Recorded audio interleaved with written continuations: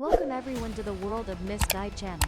When mentioning King Zhou, the last king of the Shang dynasty, people often think of a cruel tyrant, extravagant and autocratic, obsessed with lust, unrestrained and indulgent, and fond of strange pleasures, who led to the collapse of the dynasty that lasted over 600 years. However, do those dark images reflect historical truth, or are they just stories woven by the victors? King Zhou, through the lens of true history, may not be entirely the cruel figure as described in legends. He was once a strong, intelligent, and decisive king, but the transfer of power from the Shang to the Zhou dynasty made him a scapegoat for the legitimacy of the new dynasty. The question is, why did later generations blame King Zhou and turn him into a symbol of decadence and excessive waste? Perhaps to better understand history and seek justice for this forgotten king, we need to look deeper into the political context, culture, and how history is often written by the victors. Hopefully, after watching this video, you will draw many lessons from King Zhou's story. The earliest records of King Zhou's crimes appear in the Muxi section of the Book of Documents.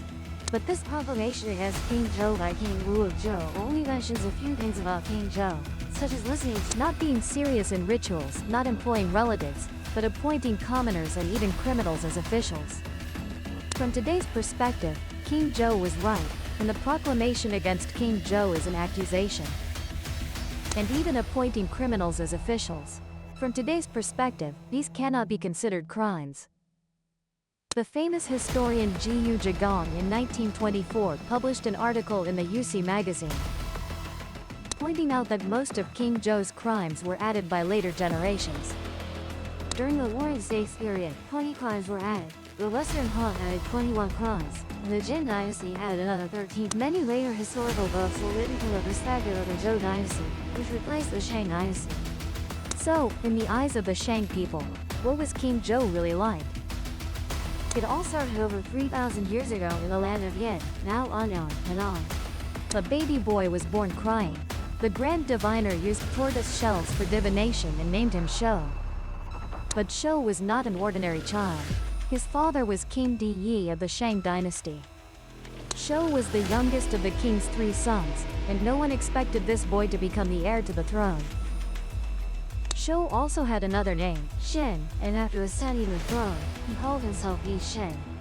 However, in historical records, he is often called King Zhou, a derogatory nickname.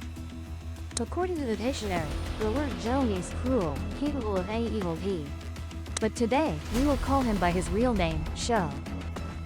When Shou was born, the Shang dynasty had already entered a period of decline. Before that, around 1600 BC, Shang Tang destroyed the Shang dynasty and established the Shang dynasty, the second slave dynasty in Chinese history. During his peak under King Wu Dame, the Shang dynasty reached its zenith with oracle bone script and sophisticated bronze casting techniques. But after Wu Dame, the prosperity of the Shang dynasty never returned. At this time, in the west, a small state called Zhou was quietly rising. The Zhou people originated from the Guangdong area, which is the Guangzhou region, Gansu, and Ningxia. Initially, they were a nomadic people. And in the late Shang period, the leader of the Zhou tribe led his people to migrate to the Wei River Basin, known as Zhouyuan, now in Shaanxi, China. Over the next nearly 100 years, the Zhou people in Zhouyuan multiplied, developed their economy, built fortresses, and continuously expanded their territory. They successively defeated the mixed barbarian tribes in the northwest of the Hershan Mountains, such as the Hunmi and Shiram. The surrounding small states also submitted one after another. After the first chieftain of the Zhou people died, his son named Ji Li was appointed as the new leader. He continued the cause of territorial expansion, conquering the surrounding tribes. As a result, threats from the surrounding tribes were eliminated. The Shang dynasty also highly valued Ji Li's contribution. Around 1108 BC, King Wen Dane of Shang appointed Ji Li as Mushi, meaning the commander of the tribes in the west. The Zhou became the largest vassal state in the west recognized by the Shang dynasty. Geographically, the Guangtrong Plain, where the Zhou people lived, was separated from the central region of the Shang dynasty by the Taihong Mountains. The territorial expansion of the Zhou people primarily occurred in regions beyond the reach of the Shang dynasty's influence. However, as the territory of the Zhou dynasty expanded further, it distanced itself from the other feudal lords and became the second largest, with the relationship between the two sides beginning to be contested. For the Shang dynasty, the Central Plain and the Shaanxi Lowest Plateau were not originally important regions. So even small, scattered tribes could live without harm, but if all these lands fall into the hands of the Chinese, the situation will be completely different. According to historical records, after Ji Li captured the last territory the Shang court sent an envoy to summon him to Yandu for an audience with King Wendang. No one expected that after this departure, Ji Li would never return to his homeland in the Central Plains again. After Ji Li passed away, his son Ji Chong, later known as King Wen of Zhou, became the new totem of the Chu tribe. At this time, compared to the strength of the Shang dynasty, the Chu tribe is still far inferior. Therefore, the Chu people dare not risk direct confrontation. During his reign, Ji Shang implemented a policy completely different from that of his father, Ji Li. Instead of continuing to expand the territory, he chose to narrow the scope of operation so does not intervene in the eastern part of the Central Plain, and this place returns to its original state. To become the land of Kongchu was a safe buffer zone between the Shang dynasty and nomadic tribes like the Shanyan. Meanwhile, the new king of the Shang dynasty, Yi Yi, the father of Yi Shen, showed his goodwill by giving away his own daughter, King Wu Ding of Shang and Wei Fuhan. This was the only official marriage alliance between the Shang royal family. In 1076 BC, Emperor Yi passed away, and his youngest son, Chu, known as Emperor Shen, succeeded to the throne. However, the succession process of King Chu was not smooth, though also had two older brothers, Yi Kai and Yi Chongying. All three brothers were born to the same mother. However, when their mother gave birth to Yi Kai and Yi Chongying, she was merely a concubine. Only later was she in fact his empress and gave birth to the historians insisted that Rabbit was the queen's only legitimate son, so he was the rightful successor. There is also an opinion that Emperor Yi favored his youngest son. No matter the reason, the Rabbit ultimately ascended to the throne, but this left brother Yi Kai extremely dissatisfied. He believed that he was the legitimate successor. This dispute over the right to succession sowed the seeds for the historical events that followed. The insistence of the historical officials on establishing Rabbit as king was not only based on legal regulations, but also because he was considered the child of an emperor. The documents affirm that Rabbit was born with a distinct aura, possessing the appearance and demeanor of a great king.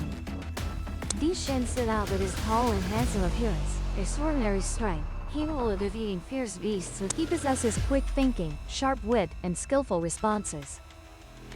Upon inheriting the Shang dynasty, Emperor Shen faced a political situation full of internal and external jealousy and deceit. The internal challenge to power comes from theocratic or aristocratic groups, while externally there was the threat from the Dong Ji, Shu, and surrounding tribes. Nevertheless, his goal was very clear: to consolidate power, eliminate external enemies, and restore the Shang dynasty to its golden age. To achieve that, he implemented a series of groundbreaking reforms. First, Di Shen abolished the hereditary nobility system, which was a system of power passed down through generations among the nobility, and instead, he employed talented people regardless of their background, including commoners and even criminals. This led to the charges that later books attributed to him, confusing commoners and criminals with officials. Among those recruited by Di Shen, the most prominent were Fei Zhang, Yu Lai, and Fei Lian. However, none of them escaped being described by later generations as treacherous and sycophantic court officials. The record states that Bai Tong was skilled at demarcating boundaries, but he was corrupt and was eventually impeached by the court. However, this is very similar to the story of Yin Yigang, from the time of King Zhou of Shang, who was also considered a treacherous minister. Just because of implementing economic reforms, which affected the interests of the nobility. Will Fan Menjin be involved in a similar situation? Han Fizi also recorded a dialogue between Fei Zhang and Emperor Shen, through which we can clearly see his political foresight. During the dialogue, Fei Zhang advised Emperor Shen to execute Shibo Jichang, but Emperor Shen did not. Bai Tong argued that even a torn hat is worn on the head, and beautiful worn-out shoes are not stepped on underfoot. Although King Wen of the West was a vassal, he won over people's hearts through benevolence and righteousness. If we don't abandon him today, he will surely become a great calamity later. Despite Fei Zhang's repeated persuasions, Emperor Shen refused because he did not want to kill someone praised for being. From this story, two things can be inferred. First, Fei Zhang had sharp political insight and absolute loyalty to the Shang dynasty. Second, Emperor Xin was willing to accept future risks rather than kill a figure regarded as a benevolent gentleman. This shows that Emperor Xin was not as cruel and brutal as historical records often depict. The stories of Arclight and Fei Lian also demonstrate their loyalty and dedication to Emperor Shang. According to historical works and records, Arclight was a brave warrior, while Fei Lian was famous for his agility. Capable of traversing treacherous terrain, these two individuals always devoted themselves fully to the Shang dynasty and were absolutely loyal, completely contrary to the treacherous image later documents imposed on them. The stark contrast between the loyal images of Arclight and Fei Lian and the notorious reputation of Fei Zhang raises questions. Are these assessments true, or merely one-sided views from historians after the Shang dynasty's collapse?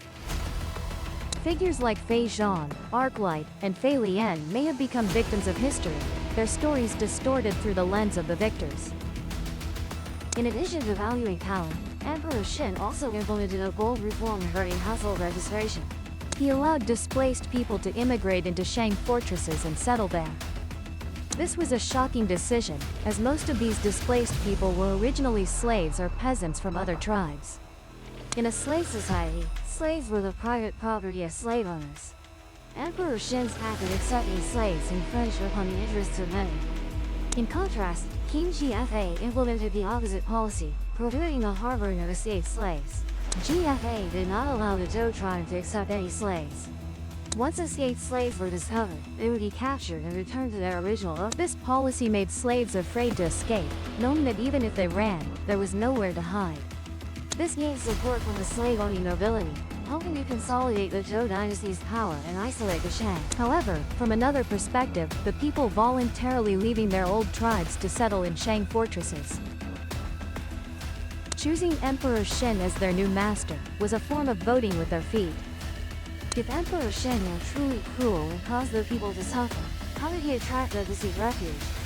Another revolutionary reform by Emperor Xin was replacing human sacrifices with rituals, singing, and dancing. Previously, the Shang dynasty was notorious for its bloody and brutal human sacrifice practices. The Shang people deeply believed in deities and thought that the gods, with their unpredictable temperaments, controlled human fate. The Shang worshipped many gods, from river gods, mountain gods, rock gods, tree gods, to the sun, moon, and stars.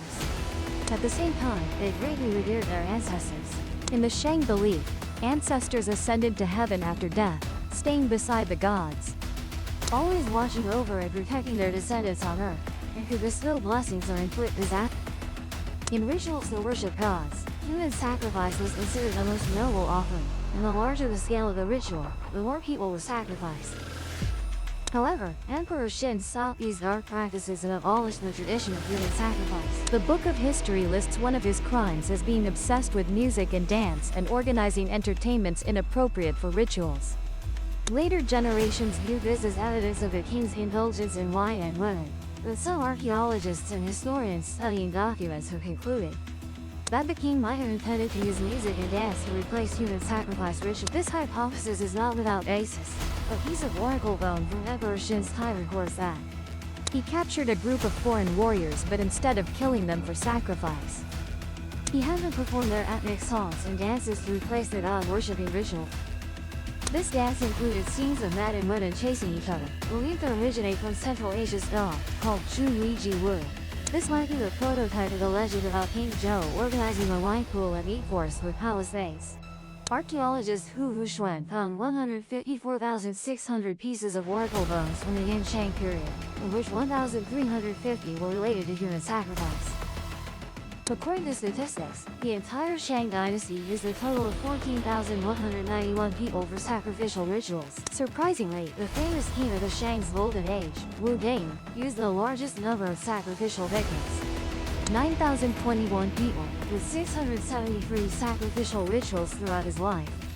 In one sacrifice, Wu Ding even used up to 500 people to offer to his ancestors. In contrast, Emperor Xin and his father Di Yi used only a total of 104 people for sacrificial rituals. Yet, Emperor Xin's reduction in the scale and number of human sacrifices was considered one of his crimes in the declarations of war. Along with King Zhou, Daji is also a figure vilified in history. Femme fatale who ruins the country. Paolo.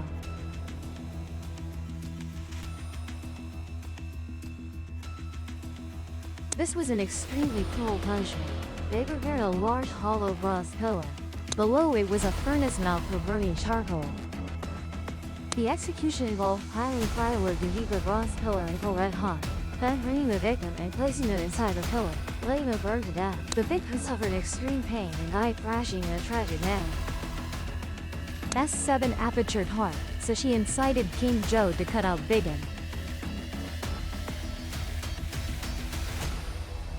In the Ming Dynasty mythological novel, Investiture of the Gods, Daji is depicted as a fox spirit transformed into a human, and cutting out Biggin's heart was to cure her illness. The name Daji first appeared in writings from the Warring States period. In the book Woyu, Jinshu, it recounts that after Duke Xian of Jin defeated the Liwang tribe, he brought back a beauty named Li Ji. To celebrate the victory, he held a lavish banquet, but his diviner advisor worriedly said, In the past, King Ji of Sha took Shi, King Zhou of Shang took Daji, King Yu of Zhou took Baoxi, and now Duke Xian of Jin takes Li Ji. I fear that the state of Jin will follow in their footsteps. From this point, Shi, Daji, Baoxi, and Li Ji were labeled as the four great femme fatales. However, it should be noted that the historian and Duke Xian of Jin lived during the Spring and Autumn period, over 300 years after the fall of the Shang dynasty. So, are these stories true, or are they products of exaggeration and oral transmission over generations? How did the historian know that King Yu of Zhou had a beauty named Daji by his side? She had never been mentioned in any documents before. S story initiated the spread of Daji. From then on, The image of Daji as a femme fatale who ruins the country began to vividly appear in historical records. 800 years after the fall of the Shang dynasty, Xue Qian's records of the grand historian described this as King Zhou being infatuated with Daji. The two indulged day and night in pools of wine and forests of meat, along with extravagant amusements. 100 years later, the book biographies of exemplary women further embellished Daji as a beauty who brings disaster. One who craved flattery and used cruel punishments like powwow for entertainment. By the Ming Dynasty, the novel Investiture of the Gods completed the transformation of King Zhou and Daji into demonized figures, and widely popularized them among the people. So, did Daji truly exist in history? And if she did, was she really so doted on by King Zhou? According to the Bamboo Annals, written during the Warring States period, Daji was a beauty from the Yusu tribe, who was brought into King Zhou's harem in the 9th year of his reign. This suggests that Daji may have been a real historical figure. However, the book does not mention any cruel actions by Daji. According to the Sha Shang Zhou Chronology Project, King Zhou's reign lasted only 30 years in total. If the Bamboo Annals is accurate, Daji entered the harem in the 9th year. That means King Zhou ruled for another 21 years after she entered the palace. If he truly doted on Daji as rumored, why are there no oracle bone inscriptions about her? Throughout those 21 years? The Zuo Zhuan records that in 1047 BCE, the year before the fall of the Shang dynasty, King Zhou sent troops to defeat the Yusu tribe and brought Daji back to court. If this timeline is accurate, King Zhou was over 60 years old at that time. Could a woman, no matter how beautiful, have such a great influence? Only in the final year of the reign? Moreover, for most of that year, King Zhou was busy with wars, and unlikely to create the sensational stories found in legends. In fact, many serious historians are not concerned with verifying whether Daji was real, because the fall of the Shang dynasty had nothing to do with her. Daji was merely a character chosen by later writers as a symbol, to teach kings to avoid relationships that blind them. Notably, in King Wu of Zhou's proclamation against King Zhou, S name is not mentioned, it does refer to King Zhou. However, this was not solely King Zhou's fault. From King Zhou's perspective, this was a common issue among the Shang dynasty kings. Archaeological findings and excavated oracle bones from the Yin Shang period show that women in Shang society held very high status. For example, Hu Hao, the wife of King Wu Deng, not only participated in court affairs, but also personally commanded armies and wars. Many other Shang women also held important roles, from governing localities to defending borders. However, by the late Shang period, as men increasingly controlled production resources, women's status began to decline. When the Zhou dynasty was established, male preference ideology became widespread, and women gradually became dependent on men. It was in this context that King Zhou, being criticized for trusting women too much, became one of his charges. Incidentally, discussing Bai Dan's death, the scene of his heart being dug out in Fengshan Yanyi once astonished many people. However, the first document mentioning Bai Dan's death is Lunyu Vaixi. It records that Bai Dan died because he remonstrated with King Zhou, but Lunyu does not mention his heart being removed. S. Chu Chi Tianwen, Bai Gan.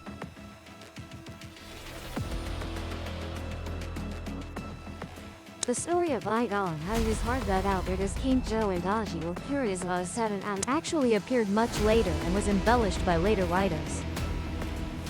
There is also the opinion that Bai Dan died in the Battle of Muya, the decisive battle that led to the Shang dynasty's downfall. This battle took place near Yindu, where the main forces of Zhou and Shang clashed. According to records, before the battle, Bai Dan advised King Zhou not to hastily engage in battle, but to hold Yindu and utilize the terrain. However, due to overconfidence in his military capability or possibly distrust of Bai Dan, who belonged to Vaixi Chi's faction, King Zhou did not heed the advice. He even accused Bai Dan of demoralizing the army and insulting him. Bai Dan's fate remains a mystery. In February, archaeologists discovered Bai Dan's tomb in Xinjiang, Henan Province. The tombstone records that Bai Dan died in 1029 BC, which is 17 years after the Shang dynasty fell in 1046 BC. If this dating is accurate, Bai Dan outlived King Zhou. Although this cannot be taken as definitive proof that King Zhou did not kill Bai Dan, it raises doubts about the authenticity of historical records. S. heart was likely embellished by later generations to tarnish his and Daji. Regarding King Zhou's end, historical records state he committed suicide on Wudai after losing the Battle of Muya. However, an important event before King Wu of Zhou launched his campaign against Zhou was the story of seeking talents with sincerity. The story begins with the three dukes, the heads of three key border regions of the Shang dynasty, including Jihu, Yihu, and western rural Jichang. Jihu had a beautiful daughter, and he offered her to King Zhou. But this daughter, though beautiful, was cold and refused to comply with King Zhou's wishes, angering him and leading to her execution. Enraged by the loss of his daughter, Jihu confronted King Zhou, resulting in his arrest and execution. Yihu, another of the three dukes, was also displeased with this action and protested, but was ultimately executed in a similar manner. Only western Earl Jichang remained of the three dukes. Unlike the other two, Jichang remained silent, but was still accused to King Zhou of having rebellious intentions. King Zhou imprisoned Jichang in a jail in Yindu for 7 years. During his imprisonment, Jichang created the Zhou Yi, a famous Chinese text on military strategy and divination. After 7 years, the Zhou tribe offered the king countless treasures, beautiful women, and fine horses to ransom Jichang. Some stories even exaggerate, claiming the king killed Jichang's eldest son, baked it in minced meat, and forced Jichang to eat it. As flesh, the king triumphantly declared.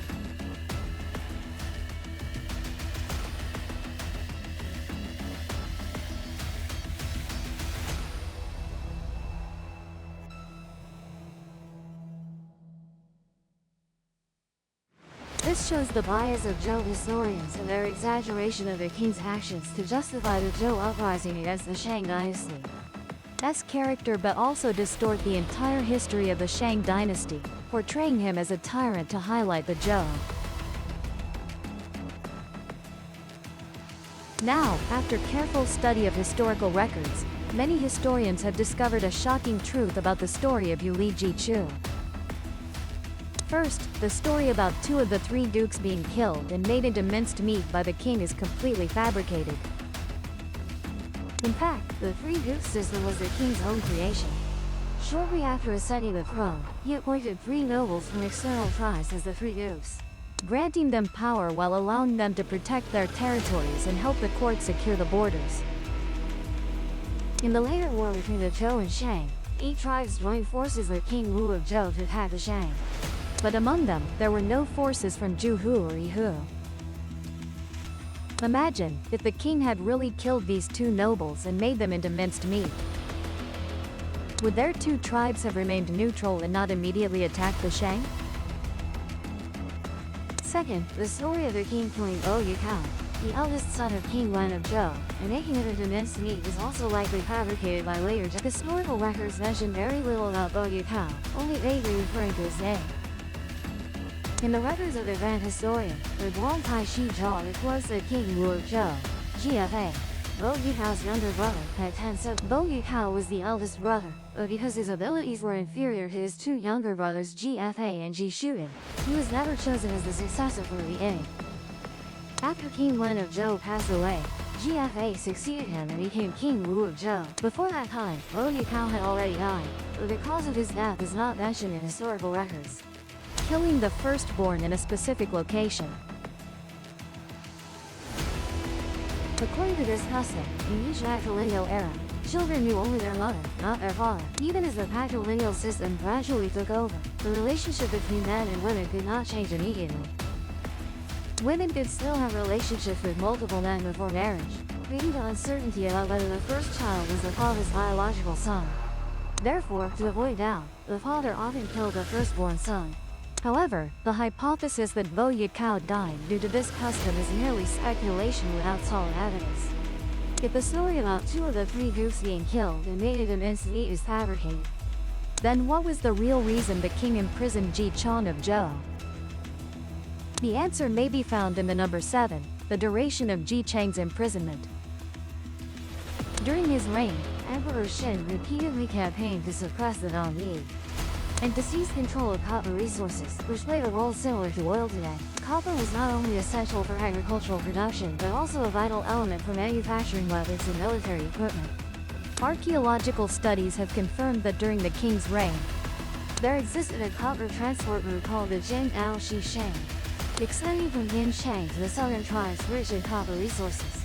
Controlling these routes was crucial for maintaining the economic and military strength of the Shang dynasty. The imprisonment of Ji Chong might be related to disputes over control of resources and this important transport route. Throughout the 7 years, instead of resisting, the Zhou tribe offered the king many riches, beautiful women, and fine horses in exchange for Ji Chang's freedom. This indicates that the king's goal was not to destroy the Zhou tribe but to ensure their submission, as well as to maintain control over the resource routes. However, later legends turned this story into a symbol of the king's cruelty, portraying him as a tyrant to legitimize King Wu of Zhou's rebellion. These stories not only distort historical facts but also devalue ancient documents, turning them into political propaganda tools for the victors. Even during his imprisonment, Ji Chong created the Zhou Yi, a divination text with complex and innovative calculations. This shows that Di Shen provided him with relatively comfortable conditions rather than treating him harshly. After returning to his territory, Ji Chong died in 1056 BC. There is no historical evidence that he ever intended to betray the Shang dynasty. But his son, King Wu of Zhou GFA, was different. In his youth, GFA witnessed the prosperity of the Zhou tribe as the second largest economy after the Shang. That's imprisonment to his father.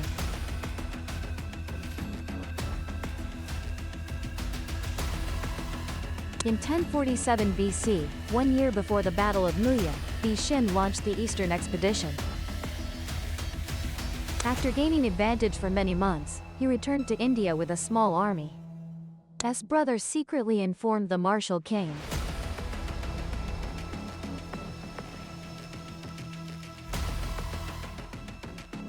Upon receiving the news, the martial king's uncle quickly gathered his army and vassals, launching an attack. Most of the Shang army was stationed in the southeast and couldn't return in time. In the Battle of Muya on January 28, 1046 BC, the Shang forces were betrayed by nobles, and soldiers fled en masse, leading to a disastrous defeat. At the critical moment, Deep Tan's close minister Gao Cash betrayed him, leading him to Muya, where the final battle took place. This betrayal marked the collapse of the Shang dynasty. After the defeat, to save himself, the power schemer surrendered to the martial king's uncle Bao, bringing symbols of submission, camels and sheep wool. The Battle of Muya is often praised as a just war overcoming tyranny, but the bloody records in Shangshu Wucheng exposed the brutal truth. This was a bloody massacre with over 180,000 Indians killed and 330,000 captured as slaves. This proves the Indian people never betrayed De Tan. They fought to the end but were defeated by overwhelming force and internal betrayal within the Shang dynasty. The famous Eastern Han thinker Wang Chong, in his work on Han, stated that the story of pacification without bloodshed and weapons unstained by blood. Justification to glorify the martial king. When the Shang dynasty collapsed, King De Tan drank his last wine from a precious bronze cup, set himself on fire in a high tower, and calmly accepted death. This moment vividly depicts the image. The son of heaven guarding the nation's state, the monarch dying for the state, roughly translated as the king defending the border, dying for the country. Despite previous mistakes, at the final moment, De Tan remained a true king. After hearing the story of King De Tan, how do you feel? Please leave your thoughts in the comments section below. Please subscribe to the channel and turn on notifications to never miss the latest videos on the channel. And now, goodbye and see you again.